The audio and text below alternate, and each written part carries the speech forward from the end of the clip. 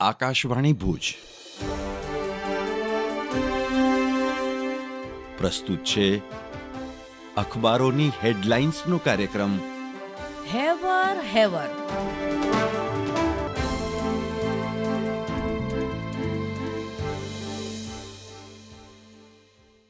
નમસ્કાર, હું કેવિન સોની. કચ્છ મિત્રના પહેલા પાને મહાકુંભના સમાચાર છે. આસ્થાનો ઇતિહાસ આલેખતા મહાકુંભનું સમાપન. કુલ 66 કરોડ 21 લાખ શ્રદ્ધાળુઓએ લગાવી આસ્થાની ડૂબકી. શિવરાત્રીના અંતિમ સ્નાનને લઈને ચોમેર ભાવિકોની ભીડ. વાયુદળના વિમાનોએ આપી સલામી. 54 દિવસના આયોજનમાં અનેક કીર્તિમાન. કચ્છ મિત્રના છેલ્લા પાને બીજા એક સમાચાર છે. કાલથી 2 દિવસ રાષ્ટ્રપતિ કચ્છમાં. 28મીએ ભુજ આવી ધોરડો ધોળાવીરા પણ જશે. કચ્છ મિત્રના છેલ્લા પાને વાતાવરણના સમાચાર છે. કચ્છ ગરમી ઉકળાટથી અકળાયું. ભુજ 37.4 ડિગ્રી, નલિયા અને કંડલા 36 ડિગ્રી. પશ્ચિમી વિક્ષોભની અસરથી ધૂંધળો માહોલ છવાયો.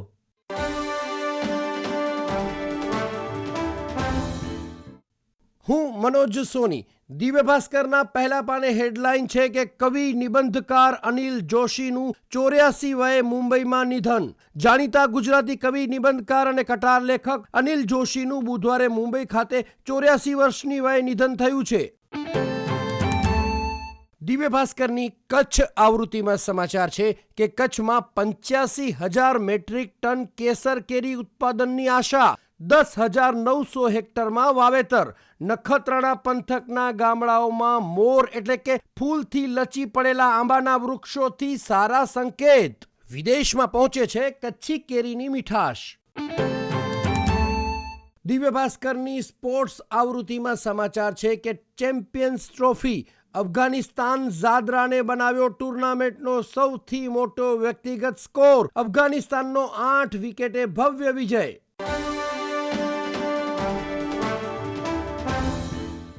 હું ઈશા ઉપાધ્યાય. સંદેશના અંદરના પાને સમાચાર છે. ભુજમાં મહાશિવરાત્રિની ઉજવણી નિમિત્તે વિશાળ શોભાયાત્રા નીકળી. સમગ્ર રૂટ ઉપર ઠંડા પીણા તેમજ ફરાળના સ્ટોલ ઊભા કરાયા. દિવસભર હર હર મહાદેવના નારાઓ ગુંજતા રહ્યા. સંદેશમાં અન્ય એક સમાચાર છે.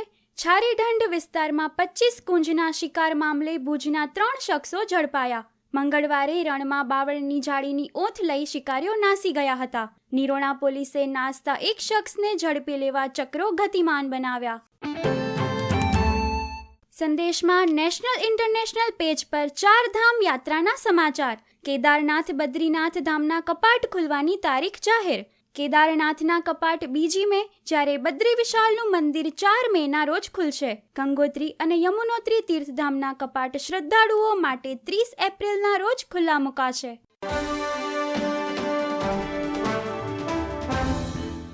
હું રિદ્ધિ મહેતા. આજના ગુજરાત સમાચારના સમાચાર છે કે યુદ્ધમાં યુક્રેનના લાખોની ખુવારી પછી પણ પરિણામ શૂન્ય. કોમેડિયન ઝેલેન્સ્કી અંતે દુનિયા સમક્ષ હાસ્યાસ્પદ ઠર્યા. યુક્રેનના $500 અબજ ખનીજમાં અમેરિકાની ભાગીદારી. રશિયાએ યુક્રેનના જપ્ત કરેલા 20% હિસ્સામાં પણ પુતિને અમેરિકાની કંપનીઓને માઇનિંગ કરવા માટેની ઓફર મૂકી.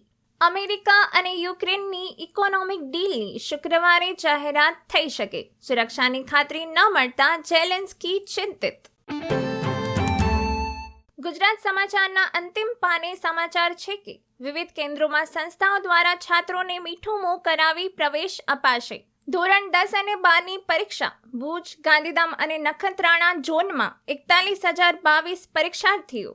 ગાંધીનગરથી વિજિલન્સ સ્ક્વોડ તેમજ 4 સ્થાનિક સ્ક્વોડ તહેનાત. 2 તાલુકામાં પેરામિલિટરી ફોર્સ મુકાઈ. ઈડીની કાર્યવાહીમાં બહાર આવેલી વિગતો મુજબ 2,000 કરોડના જીએસટી કૌભાંડમાં 3 આઈએએસ સહિત 15 અધિકારીની સંડોવણી. ગાંધીનગર સચિવાલયના નાણાં વિભાગ, જીએસટીના અધિકારીઓ અને વચેટિયાઓની પૂછપરછ થશે.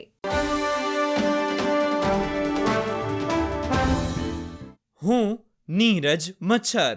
ગુજરાત માધ્યમિક અને ઉચ્ચતર માધ્યમિક શિક્ષણ બોર્ડની ધોરણ 10 અને 12ની પરીક્ષા આજથી શરૂ થઈ રહી છે.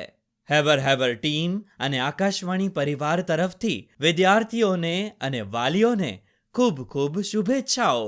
પ્રધાનમંત્રી શ્રી નરેન્દ્ર મોદીએ પરીક્ષા પે ચર્ચા કાર્યક્રમમાં ભારપૂર્વક કહ્યું કે પરીક્ષાનું પરિણામ આખરી પરિણામ નથી.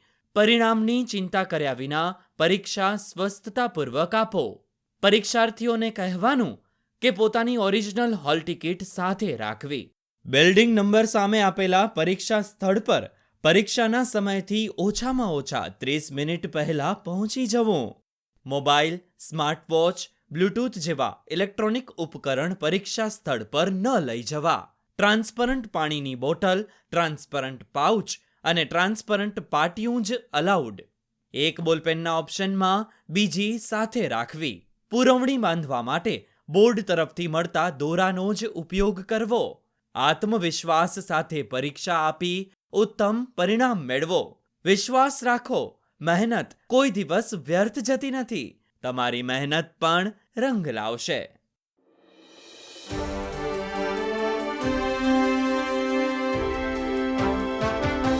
અખબારોની હેડલાઇન્સનો કાર્યક્રમ હેવર હેવર